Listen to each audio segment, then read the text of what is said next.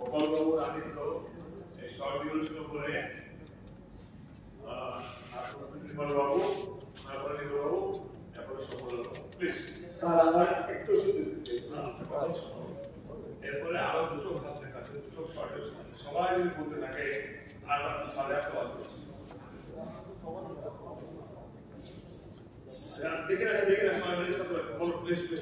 Thank you so much, sir. Honorable speaker, sir. এবং আমি অসংখ্য ধন্যবাদ জানাবো আজকে এই public guardian notice for short ডিউরেশনে আমাদের মাননীয় সদস্য গোপাল বাবু এনেছিলেন, ওনাকে অসংখ্য ধন্যবাদ। এবং আপনার মাধ্যমে আমি কনসার্ন ডিপার্টমেন্ট এর মন্ত্রীর কাছে একটা রিকোয়েস্ট থাকবে, কারণ সবাই আজকে রাস্তা দিয়ে আলোচনা চলছে। তো as a representative of my Ampinagar constituency, অন্য কোনো কনস্টিটিউয়েন্সি কথা আমি বলবো না।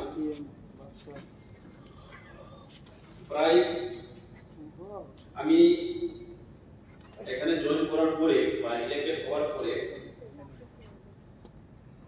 ওয়ার্ল্ড ব্যাংকের প্রজেক্টের আন্ডারে রাস্তাগুলি হবে বলে আমার এরিয়ার মধ্যে প্রায় 14টা রুটস সিলেক্টেড হয়েছে এবং ফাইনালাইজেশন হয়েছে প্রায় 12টা। এর মধ্যে এখন অবধি প্রায় 1 বছর পেরিয়ে গেছে, একটা টেন্ডারও হয়নি। কি কারণে ডিলে হচ্ছে সেটা আমি অনারেবল স্পিকারের মাধ্যমে মাননীয় মন্ত্রীর কাছে আমি জানতে চাইব। এবং আরো একটা, যেহেতু রাস্তা নিয়ে কথা এখানে হচ্ছে, ছেচুয়াটু নিত্যবাজার হচ্ছে আপনাদের পাকুড়া বিধানসভা কেন্দ্রে নিত্যবাজার জায়গাতে অবস্থিত এবং ছেচুয়া হচ্ছে আমার অ্যাসেম্বলির মধ্যে পড়ে। তো অ্যারাউন্ড 22 কিলোমিটার ছেচুয়া থেকে ওই রাস্তার অবস্থা খুবই খারাপ। আর এই রাস্তাটা যদি হলে আমাদের অম্পিনগরের বাসিন্দারা এবং যারা কিল্লা ভাগমাই বসবাস করে ওই এলাকার বসবাসকারী লোকেরা ওনাদের অনেক অনেক সুবিধা পাবেন। আমি শুনলাম প্রায় 1 বছর কাছাকাছি হয়ে গেছে ছেচুয়া নিত্যবাজার রাস্তাটা টেন্ডার হয়ে গেছে এবং এখনো চিফ ইঞ্জিনিয়ার সাহেবের টেবিলে পড়ে আছে, তাই আমি শুনলাম।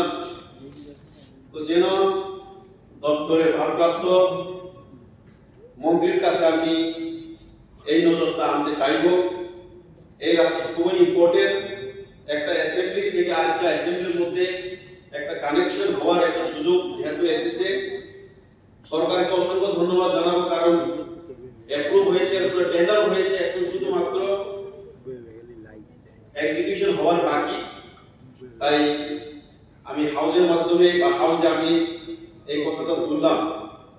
এবং আমাদের মাননীয় সদস্য বিশ্বজিৎ কলেজ করেছেন এনবিসিসি রাস্তা দিয়ে আমরা এরিয়ার মধ্যে প্রায় 6টা এনবিসিসি আন্ডারে রাস্তা আছে। ওনারা কোন সময় কি করে চলে আসেন আমরা কোনো কিছুই পাত্তা পাই না।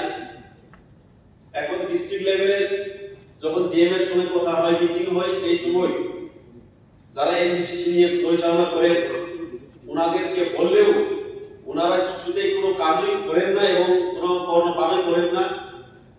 তো মাননীয় মন্ত্রীর কাছে আমি আপনার মাধ্যমে আমি অনুরোধ চাইব যেন নেসেসারি অ্যাকশন কিভাবে নেওয়া যায়, কারণ এভাবে গাফিলতি হলে পরে এনবিসিসি রাস্তাগুলোর যে অবস্থা, নতুন করে 6-7 মাসের মধ্যেই রাস্তাগুলি সব উঠে যায়, কোয়ালিটি কিছুতেই মেনটেন করা হয় না। তো ওই সব যেন নজর দেওয়া হয়, কারণ একটা রাস্তার উপরে বছরের বছর যদি সরকারের বাজেটের টাকা যদি খরচা করা হয়, ডেভেলপমেন্ট কিভাবে হবে? আমার জানা মতে ফরেন কান্ট্রিগুলিতে একটা রাস্তা যদি ঠিক করা হয় কমসে কম মিনিমাম 20 থেকে 30 ইয়ার্স ওই সব দেশে একটা রাস্তার একটা ভ্যালিডিটি থাকে, এক্সপায়ারি ডেট থাকে। তো আমি দেখলাম সবচেয়ে এনবিসিসির আন্ডারে যতগুলি রাস্তা হচ্ছে কোনোটাই আজ পর্যন্ত আমি দেখি নাই যে ভালোভাবে বা কোয়ালিটি মেইনটেইন করে হচ্ছে। তো আপনার মাধ্যমে আমি মাননীয় ভারপ্রাপ্ত মন্ত্রীর কাছে এটাই আমি একটা অনুরোধ করব যেন সঠিকভাবে দেখা হয়। ধন্যবাদ। মাননীয় স্পিকার স্যার।